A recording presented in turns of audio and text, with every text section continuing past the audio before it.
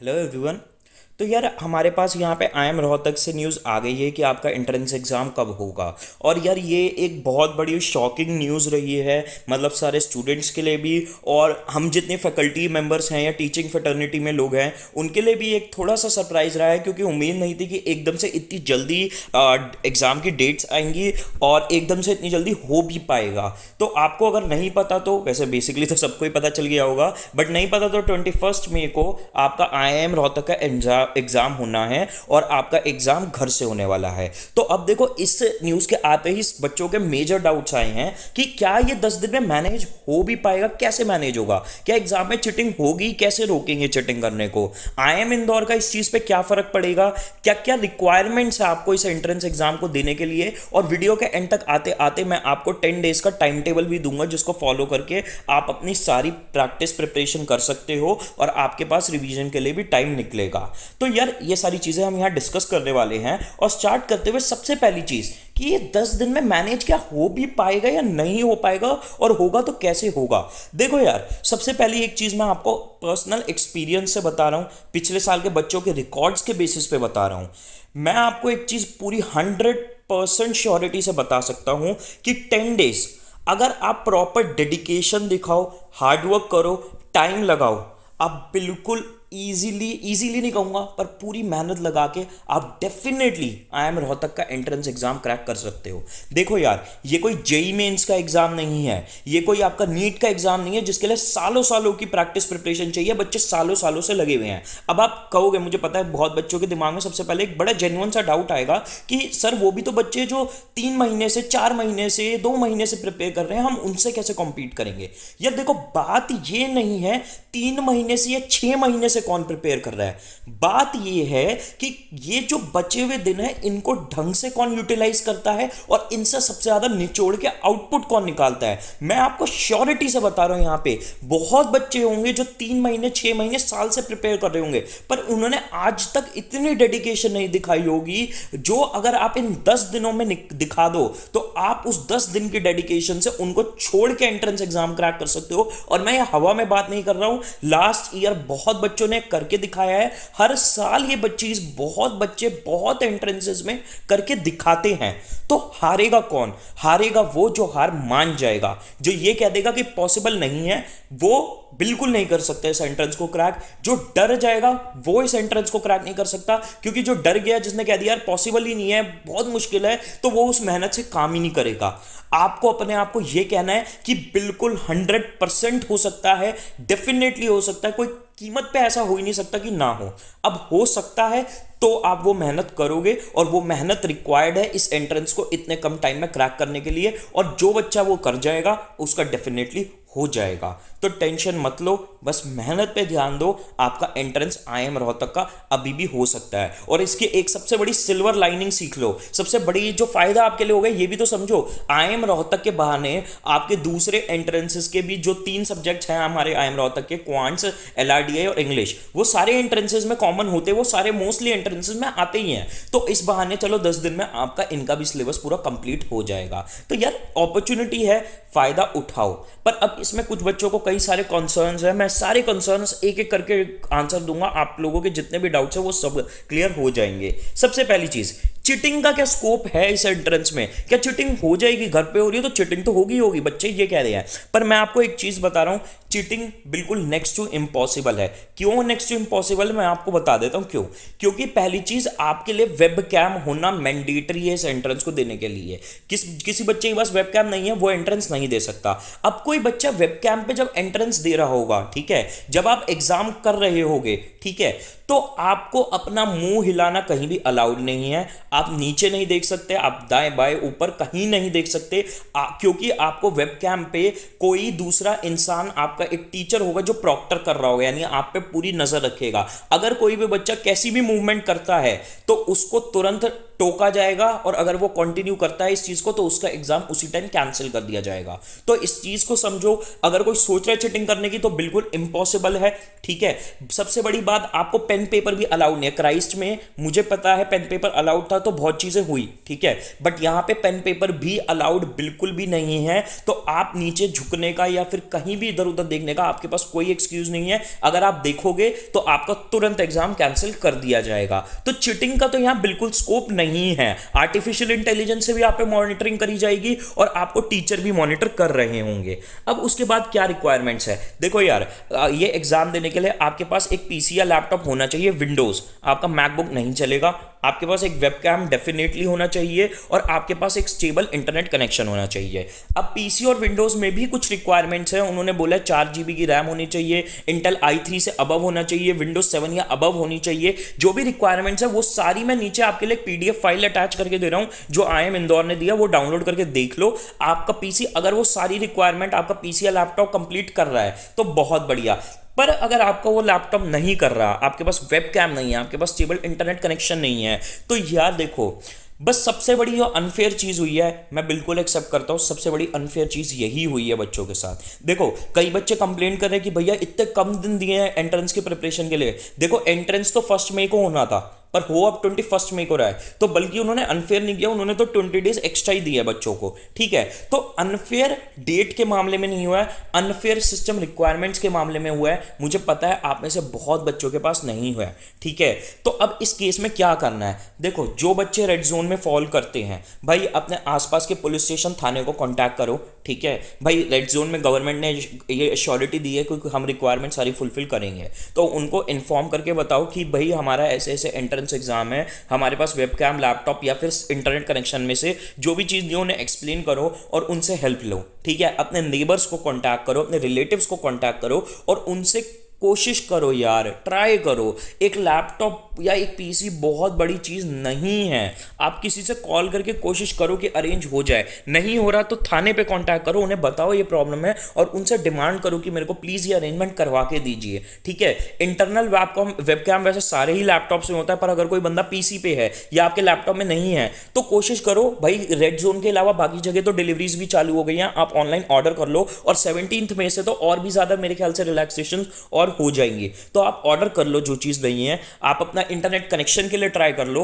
और नहीं हो पा रहा है तो आप अपने थाने पे कांटेक्ट करो। बट यार ये चीज़ तो करनी पड़ेगी, हमारे पास ये चैलेंज तो है। और मैं आपको यही रिकमेंड करूंगा, लॉकडाउन खुलते ही अगर आप ले सकते हो तो लैपटॉप या पीसी डेफिनेटली ले लेना यार, क्योंकि आगे भी एंट्रेंस एग्जाम्स होने हैं और उनमें भी ये चीज़ काम आएगी ही आएगी। तो ये चीज़ आप देख लीजिए। वर्चुअल नोटपैड, मेरे से बहुत बच्चे पूछे वर्चुअल नोटपैड है क्या, ये चलेगी कैसे। देखो, वर्चुअल नोटपैड कुछ नहीं है, जैसे आपका पेंट होता है ना, MS पेंट, पेंट आपने चलाया होगा अपने कंप्यूटर में, बस वो पेंट की तरह होता है। माउस से आपको ऐसे ऐसे मतलब कुछ भी लिख के ड्रॉ कर सकते हो आप, और फिर आपको उससे काम करना है, आपको उससे नोट्स बनाने हैं। अब सबसे बड़ा इससे कंसर्न क्या है, भैया ये तो बहुत स्लो हो जाऊंगा मैं, इससे काम कैसे होगा। भाई सिंपल सी बात है, सिर्फ आप एक लौते नहीं हो जो बच्चा, आप अगर आप वीडियो देख रहे हो तो आप एक लौते नहीं हो जिसको वर्चुअल नोटपैड यूज करनी है। सारे बच्चों को वर्चुअल नोटपैड यूज करनी है, तो स्लो सब होंगे, ठीक है।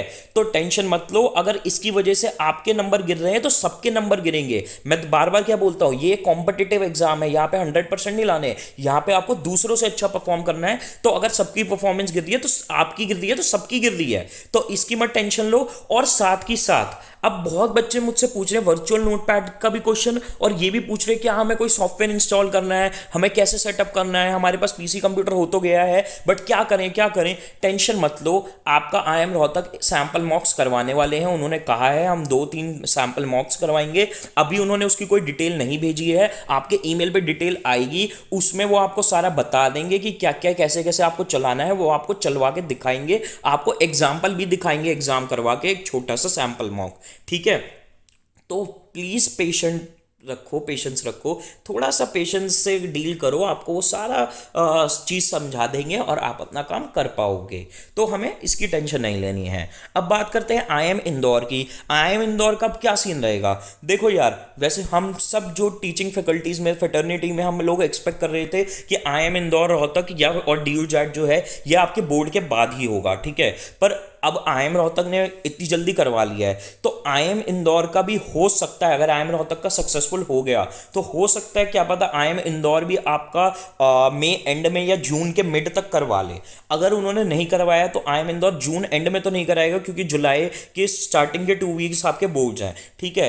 तो आईएम इंदौर भी घर से करवा सकता है। पर बात करें डी यू जैट की, ऑल दो यार मैं श्योरिटी से तो कुछ नहीं कह सकता, क्योंकि पिछली बारी भी मैंने कई प्रिडिक्शंस करे थे, बट वही है यार, कई टीचर्स की तरह, यूनिवर्सिटीज़ की तरह, गवर्नमेंट की तरह आप भी इस चीज़ को समझो कि मैं भी कोई, मतलब मैं भी आपको बहुत क्लियरली बोलता हूँ कि यार मैं प्रिडिक्शन कर रहा हूँ, मैं श्योरिटी से कुछ नहीं कह सकता। क्योंकि जब यार इतनी बड़ी हमारी गवर्नमेंट इतनी इतनी अच्छे से मैनेज कर रहे हैं, जो भी कर रहे हैं वो नहीं प्रिडिक्ट कर पा रहे सिचुएशन को, तो यार यूनिवर्सिटीज़ भी कैसे करेंगे, मैं भी कैसे करूँगा। बट मेरा, अगर मैं अपना पर्सनल ओपिनियन दूँ डी यू जैट पे, तो बच्चे डी यू जैट का यही लगता है कि डी यू जैट आपका बोर्ड के बाद ही होगा। इसका रीजन सिंपल ये है, 35% वेटेज आपकी क्लास 12th के बोर्ड्स की होती है, तो डी यू जैट आपका बोर्ड खत्म होते ही 1-2 हफ्ते में हो जाएगा, यानी आपका 15 से 30 जुलाई तक हो सकता है। बट चांसेस ये भी हैं कि वो पहले भी हो जाए, आपका जून मिड तक तो खैर बहुत मुश्किल है, क्योंकि डीयू के फॉर्म भी नहीं आए अभी, तो उन्हें फॉर्म तक भी रिलीज नहीं करे हैं, तो डीयू जैट का बहुत मुश्किल है।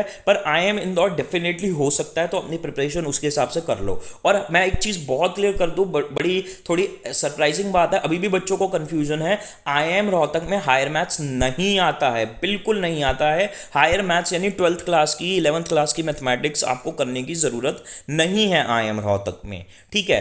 अब समझ लेते हैं एग्जाम पैटर्न, अगर किसी को नहीं पता टाइम पे आने से पहले, भाई आपके 3 सेक्शन है, तीनों सेक्शन में 40-40 क्वेश्चन है, हर सेक्शन के लिए 40 मिनट्स मिलते हैं आपको, ठीक है। एक सही क्वेश्चन के 4 मार्क्स, गलत क्वेश्चन के 1 मार्क्स कटेंगे। कोई सेक्शनल कट ऑफ नहीं होती है आईएम रोहतक में, सेक्शनल कट ऑफ सिर्फ आईएम इंदौर में होती है। तो आपके टोटल मार्क्स के ऊपर आपका शॉर्टलिस्ट होगा, आपके सेक्शनल मार्क्स यानी सब्जेक्ट वाइज मार्क्स पे आपकी कोई भी तरीके की कट ऑफ नहीं निकलेगी। हम अगर लास्ट ईयर की कट ऑफ देखें, हालांकि ये आप टोटल बेंचमार्क की तरह यूज नहीं कर सकते, ये भी चीज मैं बोल दूं, ये चेंज हो सकता है, इस साल बढ़ सकता है डेफिनेटली। तो कट ऑफ आप यहां पे देख सकते हो, जनरल कैटेगरी की लास्ट ईयर की कट ऑफ 256 थी। तो यार आपको इतना घबराने की जरूरत नहीं है। अगर आप लगभग 70 आंसर्स ठीक कर देते लास्ट ईयर के अकॉर्डिंग, तो आपको इंटरव्यू के लिए कॉल आ जाती। इस साल कट ऑफ ऊपर जा सकती है, बट आपका जो भी है, बट आप समझो इस बात को कि कट ऑफ इतनी हाई नहीं है। अगर आप ये 10 दिन डेडिकेशन दिखाओ, तो आप कंपटीशन से आगे निकल के कट ऑफ क्रैक कर सकते हो और आपको कॉल आ सकती है। तो अपनी भाई अच्छे से प्रिपरेशन करके चलो। तो यार अब बढ़ते हैं हमारे टाइम टेबल की तरफ। देखो यार, मैं आप लोगों को ये टाइम टेबल प्रोवाइड कर रहा हूँ, इसका डाउनलोड लिंक भी आपको नीचे मिल जाएगा।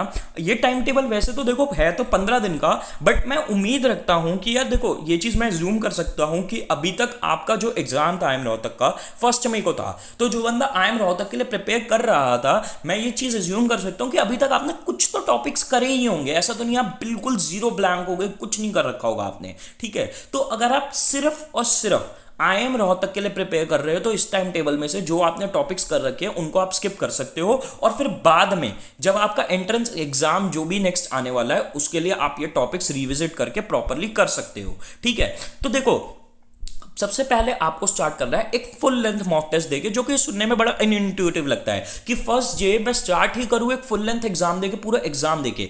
इसका रीजन है बहुत बड़ा। इसका रीजन क्या है, देखो यार, आपको एक चीज समझनी है कि एज अ स्टूडेंट हम सबसे बड़ी गलती क्या करते हैं। देखो, जितना इंपॉर्टेंट एग्जाम के टॉपिक्स करना है, उतना ही इंपॉर्टेंट एग्जाम की स्ट्रैटेजी और एग्जाम का पैटर्न समझना होता है। कई बच्चों को अभी भी कंफ्यूजन है, हायर मैथ्स है या नहीं है, या सेक्शनल कट ऑफ है या नहीं है। अगर आप ऐसी गलतियां करोगे, या फिर आप उन बच्चों में से जो ऐसी गलती कर रहे हैं, तो आपके लिए बहुत बड़ी दिक्कत हो जाएगी। तो आपको उतना ही स्ट्रैटेजी को समझना है। तो अगर आप ये फुल लेंथ मॉक दोगे, तो आपको एक तो स्ट्रैटेजी समझ में आएगी, आपको क्या यूज करनी चाहिए, और उससे भी बड़ी चीज आपको ये समझ में आएगी कि आपको किस डायरेक्शन में जाना है। मतलब क्या है, देखो, आप जब फुल लेंथ मॉक दोगे तो आपको आइडिया लगेगा एग्जाम में किस लेवल के क्वेश्चन आते हैं। साथ में आपको ये भी पता चलेगा कि अभी आपकी करंट स्टैंडिंग क्या है। क्या पता एग्जाम के आप ऑलरेडी ऑलरेडी काफी नियर हो एक कट ऑफ के, आपकी ऑलरेडी बहुत ज्यादा प्रिपरेशन बाय डिफॉल्ट बेसिक बहुत स्ट्रांग हो, आपको पता हो चीजें, तो क्या पता आप काफी नियर हो और आप उस अकॉर्डिंग प्रिपरेशन कर पाओगे।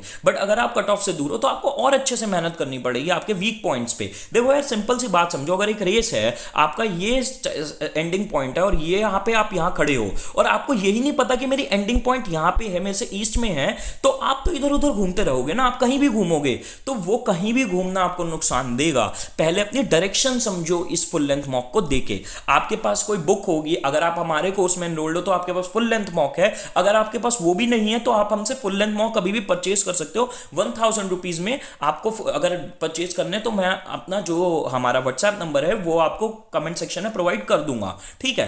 तो आप अपना फुल लेंथ मॉक स्टार्ट करो। IIM रोहतक ने भी ऑफिशियल सैंपल पेपर अपने प्रोवाइड करे हैं, तो यहां से आप पहले एग्जाम दो, आपको अपनी करंट सिचुएशन पता चलेगी और उसके हिसाब से प्रिपरेशन स्टार्ट करो। पहले दिन आप स्टार्ट कर सकते हो, आपके क्वांट्स के मैंने टॉपिक लिखे हुए हैं, time and work, pipes and cistern, आप यहां से स्टार्ट कर सकते हो और फिर वोकैबुलरी से स्टार्ट कर सकते हो, ठीक है। तो अगर आप इस तरीके से चलोगे तो मैंने यहां पे आपको प्रॉपर बता रखा है कि डेली स्टार्टिंग में तो आपको दिन को ऐसे करना है कि आप ऐसे 4 टॉपिक्स करो। देखो 4 से अगर आप बिल्कुल बिगनर हो, आपने अभी तक कुछ नहीं पढ़ा, तो आपको 4 टॉपिक्स से ज्यादा टॉपिक्स भी कवर करने पड़ेंगे। हमारे कोर्स में एनरोल्ड हो तो इन सारे टॉपिक्स की आपके पास वीडियोस भी हैं, और अगर आप किसी बुक से कर रहे हो तो अपनी बुक से करो या अपने इंस्टीट्यूट के मटेरियल से करो। पहले तो आप सुबह ये 4 टॉपिक्स या 5 टॉपिक्स की वीडियोस देखो, ठीक है, और फिर उसके बाद बचे हुए दिन पूरा दिन रात आपको प्रैक्टिस करनी है। प्रैक्टिस के बिना ये एंट्रेंसेस कभी क्रैक नहीं हो सकते, ठीक है। तो आपको पूरा दिन पहले तो सुबह उठ के अपने नए टॉपिक्स लर्न करने हैं और फिर बचे कुछ दिन और रात आपको प्रैक्टिस करनी है। दिन में मैंने यहां 4 टॉपिक्स लिखे हुए हैं, 4 से ज्यादा भी करो, 5 करो, 6 करो, जितने आप कर सको। आपने दिन में ये 4 टॉपिक्स कंप्लीट कर लिए तो अगले दिन के 2 भी कर लो अगर टाइम बचा है तो, ठीक है। तो इस तरीके से आपको ये सारे टॉपिक्स क्लियर करने हैं। अब देखो सबसे पहले आप अर्थमेटिक से स्टार्ट करो, जैसे मैंने यहां पे बताया, फिर आप नंबर सिस्टम से स्टार्ट कर सकते हो। आपके लिए बहुत इंपॉर्टेंट टॉपिक्स हैं, और इंग्लिश को भी मैंने और लॉजिकल रीजनिंग और डेटा इंटरप्रिटेशन को भी इस तरीके से अरेंज किया हुआ है। अब कई बच्चे कहते हैं भैया DI तो है ही नहीं हमारे क्या कहते हैं IIM रोहतक के उसमें एग्जाम में, पर आपका DI को यूज करके, यानी आपके टैबलेट्स, आपके टेबल्स, आपकी पाई चार्ट्स को यूज करके आपके LR के और क्वांट्स के क्वेश्चन बन जाते हैं। इसलिए थोड़ा बहुत कर लोगे तो कोई नुकसान नहीं है, ठीक है। तो आपको इस तरीके से फॉलो करना है। अब कई बच्चे इस टाइम टेबल में कंफ्यूज होते हैं कि भैया नंबर सिस्टम पार्ट 1 2 3 और नंबर सिस्टम 4 5 6 ऐसे क्यों लिखा हुआ है। यार देखो ये बेसिकली हमारे कोर्स के स्टूडेंट्स के लिए, वो वीडियोस को इस तरीके से रेफर करते हैं। पर अगर ऑब्वियसली सब बच्चे तो आप एनरोल्ड नहीं हो हमारे कोर्स में, तो आप अपने जो भी इंस्टीट्यूट है उनसे समझो या बुक से रेफर कर रहे हो तो उसको डिवाइड कर लो। नंबर सिस्टम्स को उन्होंने जितने भी टॉपिक्स में बांटा हुआ है, और उतने दिनों में, जैसे नंबर सिस्टम के लिए हमने यहाँ पे डेडिकेट करे हुए हैं, आप देख सकते हो नंबर सिस्टम का एक ये 1 2 3 4 5 6, और ऐसे हमने यहाँ पे सॉरी यार, हमारे यहाँ 3 दिन है नंबर सिस्टम, तो आप 3 दिन में अपने नंबर सिस्टम के सारे टॉपिक्स लर्न करो और फिर प्रैक्टिस करो। तो आप ये डाउनलोड करके अपनी प्रिपरेशन स्टार्ट कर सकते हो। तो बेस्ट ऑफ लक गाइज, आप बिल्कुल अभी भी एंट्रेंस क्रैक कर सकते हो, मेहनत करो और आपको डेफिनेटली सक्सेस मिलेगी। बाय।